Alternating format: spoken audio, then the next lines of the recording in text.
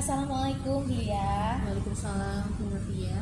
Oke Bulia, sesuai dengan yang Bulia kemarin sampaikan kepada saya bahwa Bulia menginginkan saya untuk mensupervisi kegiatan coaching yang Bulia lakukan. Nah, apakah hal ini masih berlaku? Iya Bu Novia, insya Allah hari ini Bu saya akan melakukan coaching kepada rekan saya. Oh begitu. Alhamdulillah hari ini saya ada waktu kuliah. Nah, sebelum kita melakukan coaching, perlu kiranya saya memberikan penegasan kepada kuliah bahwa pada kegiatan coaching itu kan ada prinsip, ada kompetensi, dan ada alur yang harus tertuang dalam kegiatan coaching. Nah, mungkin kita sharing-sharing dulu ya kuliah ya untuk mengingatkan kembali juga kepada kuliah terkait hal tersebut. Nah, untuk prinsip coaching yang Bulia ketahui ada berapa ya Bulia? Ada 3 Ibu. Oke. Yang pertama kemitraan, yang kedua proses kreatif, dan yang ketiga adalah memaksimalkan potensi dari coaching. Nah, betul sekali bahwa prinsip coaching ada 3 sesuai dengan yang disampaikan Bulia tadi. Nah, tentunya dalam kegiatan coaching itu kan perlu alur ya Bu ya. Kalau yang kita tahu itu alurnya namanya alur Tirta, di mana alurnya itu dimulai dari yang pertama adalah penentuan tujuan, yang kedua itu adalah identifikasi, yang ketiga adalah merencana aksi, dan yang keempat adalah tanggung jawab. Nah, perlu kiranya dalam kegiatan coaching itu dari prinsip dan alur harus sesuai, begitu Bulia, begitupun dengan kompetensi. Nah, sesuai dengan apa yang Bulia ketahui dalam kegiatan coaching itu kan ada 3 kompetensi. Mungkin bisa Bulia sampaikan terlebih dahulu 3 kompetensi itu apa saja Bulia? Baik Bu Novia, ada 3 kompetensi dalam coaching, yaitu kesadaran penuh, kemudian mendengarkan dengan aktif, dan juga mengajukan pertanyaan yang berbobot. Oke, nah dari 3 kompetensi ini, kompetensi mana yang Bulia inginkan untuk saya melakukan observasi dalam kegiatan coaching Bulia nanti? Yang saya ingin kembangkan dalam kegiatan coaching hari ini yaitu lebih mengembangkan lagi kompetensi untuk mengajukan pertanyaan yang berbobot Bu Novia. Oke, berarti hanya itu saja ya Bulia. Nah, menurut Bulia, bagaimana kemampuan Bulia saat ini dalam memberikan pertanyaan berbobot? Saya rasa masih belum maksimal Bu Novia, dan masih perlu berlatih terus, karena saya rasa selama ini mungkin masih belum bisa membantu coach saya untuk lebih memaksimalkan potensi yang dimiliki.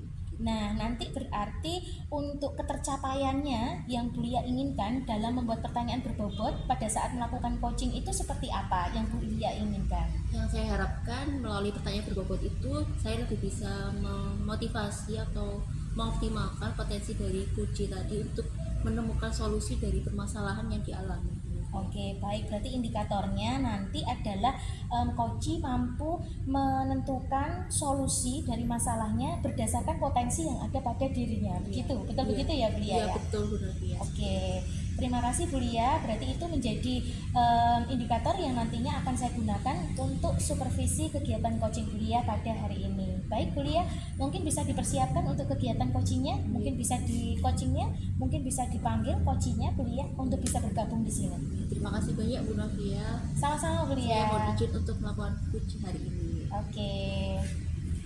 Selamat sore Bu Ati. Selamat sore Bulia, kok belum pulang nih, sudah sore? Iya Bu Ati, saya mau memenuhi janji saya kemarin. Saya akan meluangkan waktu Bu Ati. Kemarin kan Bu Ati kalau tidak salah mau minta waktu sebentar untuk ngobrol-ngobrol bersama saya ya Bu. Saya sedih sungkan loh Bu. Tidak apa-apa Bu Ati. Iya, saya juga udah waktu pulang sebenarnya, karena saya kepikiran masalah yang sebenarnya saya juga mau sampaikan ke Bulia.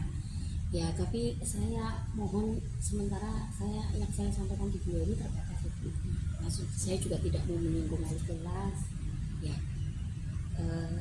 kalau boleh minta saran, mungkin Bulia bisa bantu saya mengalami kesulitan pada pengelolaan kelas.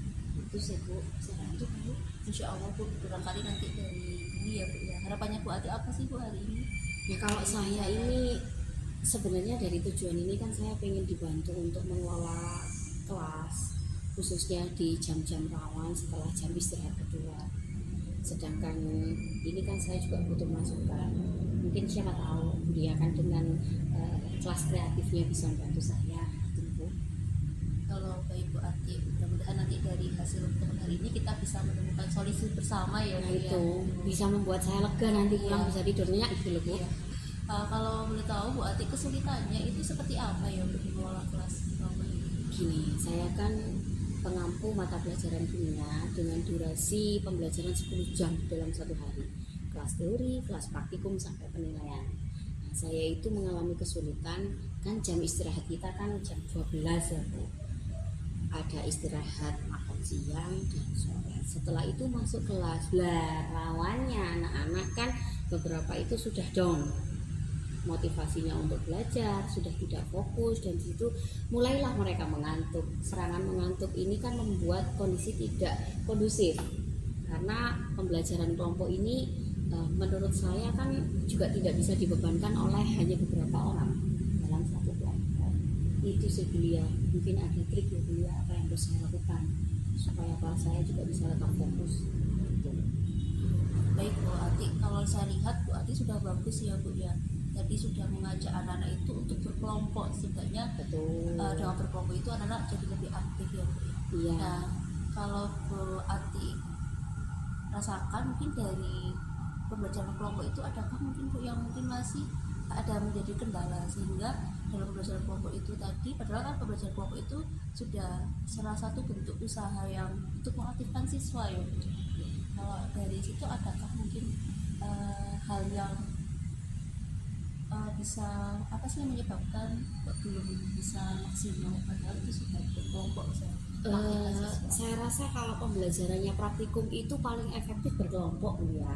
Soalnya kan dengan durasi prosedur yang mau dikerjakannya itu kompleks banyak, itu lebih cepat kerjanya kalau pakai kelompok daripada individu. Itu yang pertama. Yang kedua ada lagi bisa saling berbagi, misalkan dalam satu kelompok kan saya baginya sudah berdasarkan sebenarnya kelompoknya heterogen Bu. Di situ ada yang kelompoknya mahir dari asesmen awal saya, dari pretest juga ada kedalaman materi, kemudian ada yang pada saat itu middle ya, dan ada yang butuh pendampingan khusus. Saya mengoptimalkan dengan model tutor sebaya dalam satu kelompok itu sudah bagus lah, ideal. Nah di situ ternyata tidak hanya yang mahir atau yang kelompok atas saja. Serangan ngantuk ini kan nggak pilih-pilih. Jadi bisa jadi ternyata justru ada beberapa dari satu kelompok itu yang justru anaknya itu yang di atas rata-rata mengantuk. Nah itu kadang tuh saya berikan ice breaking. Nah ice breaking kan nggak harus dari saya. Anak-anak juga memberikan ice breaking secara bergantian. Nah dari sini ice breakingnya juga giliran kelompok Bu gitu. Kalau dari sisi kendalanya ya mungkin bisa jadi ice breaking yang saya terapkan di kelas itu masih belum bisa membuat aktivitas yang dominannya kinestetik itu bergerak. Mungkin masih arah fokus atau bersenang-senang bersama, tapi aktivitas fisiknya kurang. Mungkin seperti itu salah satu kendalanya. Nah, kalau saya lihat dari apa yang sudah dilakukan Bu Ati itu sudah bagus sekali ya Bu. Jadi kelompok, kemudian kelompoknya heterogen, dan juga bisa mengoptimalkan peran teman tutor sebaya, dan terakhir tadi ada ice breaking yang Bu Ati kendalanya. Jadi Bu Ati sudah bisa mengidentifikasi, oh ternyata ice breaking yang dilakukan selama ini itu mungkin belum bisa mengakomodasi anak-anak yang kinestetik. Iya, gitu ya. sepertinya begitu. Karena saya rasa kalau dilihat dari aktivitas yang dilakukan, anak sudah melakukan bergiliran. Mereka juga dengan sadar diri, aktif juga memandu kelasnya. Ya mungkin ya aktivitas fisiknya yang dipilih anak-anak kan yang durasi pendek, sederhana, mungkin ada di situ fokusnya. Saya sendiri memberikan ice breaking biasanya juga yang bisa dilakukan secara klasikal, tidak menjurus ke arah aktivitas yang fisik. Saya rasa begitu ya yang selama ini saya terapkan. Iya. Nah itu tadi Bu Novia, kalau Bu Novia lihat kan tadi pas selama ini mungkin nah itu Bu Ati, kalau saya lihat tadi dari Bu Ati sudah bisa mengidentifikasi kalau selama ini mungkin belum menerapkan SPG kinestetik yang untuk estetik. Nah, barangkali kalau dari apa yang sudah Bu Ati tadi gali, adakah keinginan untuk mencoba menerapkan SPG-nya bisa mengoptimalkan kinestetik tadi? Ada kayaknya, saya juga belum pernah coba, tapi saya beberapa kali nanti ketemu ada senam industri. senam industri yang biasanya itu senam itu dilakukan di kalau biasanya pekerja sebelum bekerja itu kan ada aktivitas. Kalau di Jepang tuh ada, saya pernah lihat videonya. Di Jepang tuh ada di sela-sela ada pemotivasi di awal, kemudian nanti untuk karena jam kerja itu kalau di industri kan 8 jam ya, itu ternyata di sela-sela itu ada aktivitas fisik. Saya coba deh supaya match lah setidaknya. Oh ternyata tidak hanya di olahraga aja yang ada kegiatan fisik, di dalam kelas pun bisa selain praktikum. Mungkin saya berpikirnya bahwa praktikum itu sudah fisik, mungkin bisa jadi perlu ditambahkan seperti itu. Bagus itu Bu Ati, apalagi kan ini kan anak-anak yang nantinya akan jadi Industri, betul, ya, Bu, betul. ya, apalagi berhubungan dengan industri, mungkin nanti juga bisa dicoba Bu. Jadi nanti bisa tidak hanya bermanfaat untuk pembelajaran saja, barangkali nanti Iya, kedepannya saya juga baru kepikiran itu. kedepannya bisa diterapkan ya Bu ya, Iya, ketika bisa. anak-anak nanti bekerja. Bagus sekali Bu Ati itu tadi idenya. Saya nanti juga bisa terinspirasi Bu. Masa Bu? Iya Bu. Oh jadi kan sudah kreatif loh. Masa nyontoh saya yang nggak pede nanti saya coba terapkan dulu ya. Iya, nanti mau menerapkan mulai kapan ini Bu Ati kira-kira? Ya secepatnya toh Bu. Iya. Nah saya hunting juga nanti videonya iya. gimana sih senam industri itu industri apa saja. Barangkali ternyata ada yang bisa dikembangkan, kita bikin senam sendiri gitu loh Bu. Mengkreasi ternyata itu ciptaannya anak-anak yang bisa dipublikasi. Nah itu keren tuh, karya keren tuh Bu. Jadi nanti tidak hanya mengambil dari YouTube, mungkin anak-anak juga bisa diterapkan begitu. Saya rasa nah sekarang itu generasi yang kreatif Bu. Iya. Take video aja, take video sendiri, goyang-goyang sendiri. Dikasih Bu, bisa itu. Nah, tadi Bu Ati kalau sudah berkomitmen mulai hari ini nanti ya Bu Ati kayaknya. Besok Bu, hari ini besok. saya mau pulang dulu. Oh iya, iya. Nanti hari ini mungkin mulai mencari-cari. Iya, dulu, saya ya. cari referensi dulu itu boleh lah. Bagus Bu Ati. Nah, kira-kira Bu Ati kalau untuk menerapkan ini Bu Ati butuh kolaborasi dengan teman sejawat atau tidak Bu? Saya kayaknya juga butuh Bu, karena di dalam kelas itu kan tidak hanya saya selaku guru ngapal sama anak-anak, ada laporan di situ Bu. Nah siapa tahu ide laporan ini juga terlibat supaya nggak hanya menyiapkan alat bahan. Nah itu nanti kalau sudah bagus dicontoh, kita pede, kita keluar Bu, keluar kelas lah minimalnya sambil cari udara segar gitu ya, kita Iya. praktekkan di luar, siapa tahu bisa dicontoh guru yang lainnya. Nah publish sedikit ya Bu, Iya. uji kepedean. Iya, bagus itu malah jadi idenya Bu Ati yang awalnya hanya untuk satu kelas saja nanti bisa jadi kelas yang lain. Saya Bahkan coba. tadi Boleh. mau menginspirasi ide gerakan dari siswa ketika upload di YouTube malah nanti bisa bermanfaat bagi sekolah lain ya Bu Ati ya. Semoga demikian, itu harapan besarnya. Bagaimana perasaannya hari ini Bu Ati? Saya bersemangat, ternyata saya semangat karena punya ide bagus tadi itu ya Bu ya. Terima kasih loh Bu, saya sudah dibantu. Kalau gini kan saya bisa tidur nyenyak nanti. Setidaknya sebelum tidur saya tak cari YouTube gitu ya, cari referensi. Nanti besok dicoba lah pelan-pelan, ngobrol sama laporan, ngobrol sama anak. Siapa tahu hal ini juga menginspirasi mereka supaya tidak ngantuk lagi. Terima kasih loh Bu ya, saya sudah dibantu. Sama-sama Bu Ati. Nah nanti saya tunggu ceritanya ya Bu ya. Oh jangan ceritanya aja, nanti Iya, saya nanti- kasih link YouTube-nya ya. Bagus Bu. Nanti kapan ini Bu kita bisa ketemu lagi untuk sharing-sharing ini lagi? Bolehlah nanti saya WA Bu ya. Oke baik. Iya. Saya tunggu ya Bu Ati ya. Terima Nah, Bulia, bagaimana perasaannya sudah melaksanakan kegiatan coaching hari ini? Ya, alhamdulillah Bu Novia, hari ini saya sudah melaksanakan kegiatan coaching bersama rekan saya Bu Ati, dan saya ikut senang sekali Bu hari ini tadi. Tidak tahu kenapa kayak ikut berasa lega saja ya Bu hari ini tadi. Begitu Bu Novia. Kalau menurut Bulia, bagaimana performa Bulia hari ini dalam kegiatan coaching? Kalau menurut saya performa saya di coaching kali ini itu saya lebih optimal dibandingkan coaching yang sebelumnya, dimana tadi saya lebih bisa menikmati prosesnya, bisa mengajak coach itu bisa bebas bercerita, bebas menceritakan apa permasalahannya, dan juga bisa menggali potensi dari dunia sendiri untuk menemukan sebuah ide yang tadi sepertinya coach saya itu setelah coaching terlihat lebih lega lagi dan bersemangat lagi begitu.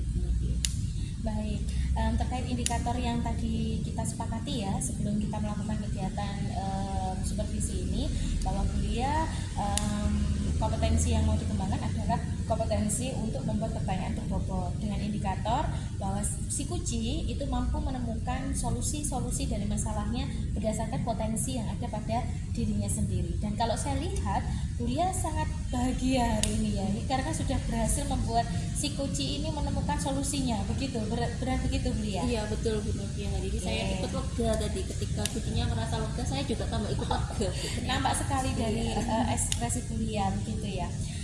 Baik Bu Lia, bolehkah saya menyampaikan hasil apa yang sudah saya amati tadi Bu Lia Boleh, dari Ibu. kegiatan coaching yang Bu Lia lakukan? Iya boleh Nah, sekali Bu.